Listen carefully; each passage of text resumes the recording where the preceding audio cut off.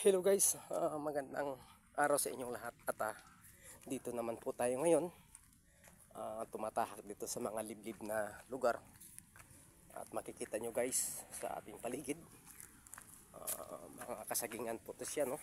Yan ang lalaki mga puno ng saging. Kaya yun,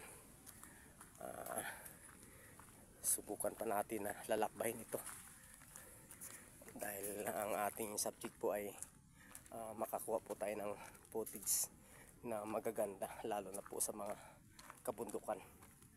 Ayan, yun po ang mga bundok na yan guys na ating lalapitan, no? Ito po ay mga liblib siyang lugar na at mga kasagingan, mga walang tao-tao. Kaya guys, ito po kami, tinatahak po natin itong kalsada. Rough road lang po siya at itong kalsada ay mga bato lang ho at mga buhay na bato, mga puti. Kaya guys, tingnan mo, yan po ang bundok ng hindi ko alam mga lugar yan, Muntal, basta yan po daw ang lugar na papuntang Puray, no?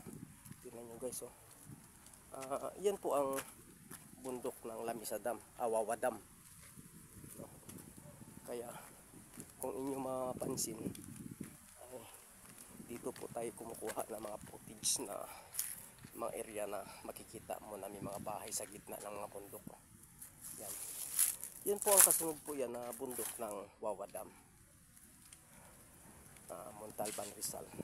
Kaya guys, makikita nyo, no, wala pang kabahay-bahay at doon sa mga kabundukan na yan makikita nyo na may mga bahay doon sa tuktok at may mga nagtatanim na mga mais. At dito po sa baba guys, ito ay lugar ng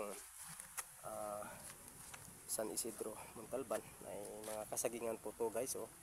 Yan. At atin po ang tinitingnan yung mga bundok na yun sa mga malalayo. Makikita nyo ay kulay blue at i-blue natin. Tingnan nyo guys, yun, no? Yan. Yan po, no? So, ganun po yung area na yan. Yan. Yan po ang bundok ng Wawa Dam. Yan po yung dam na yan. Yan ang po ang ilog. At yan po ay may mga kuwiba dyan sa dalawang bundok na yan. So, next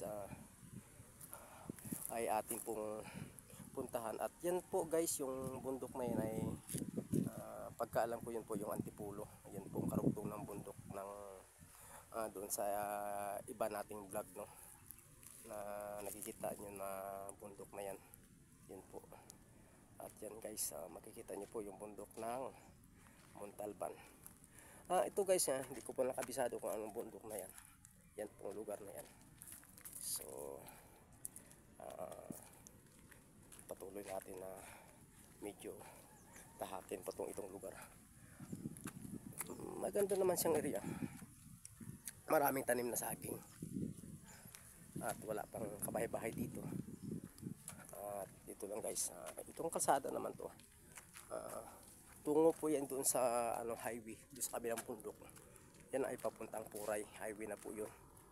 At hindi ko po alam kung ano ang kasunod ng mga bayan or barangay doon sa sinasabi nila. Kaya ito guys, dito sa baba na yan guys, mga pagkakay ang nabubuhay dito mga tanim.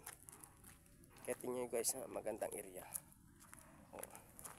So dito, maaari ko siguro mag-alaga ka ng mga manok, baboy. Kaya ganun guys, no? Kaya ang gaganda ng mga bundok.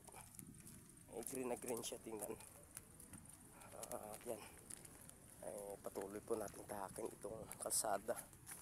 Ayan. At yung dito banda guys, sa kabila, ayan ang lugar ng Ecobil. Yan.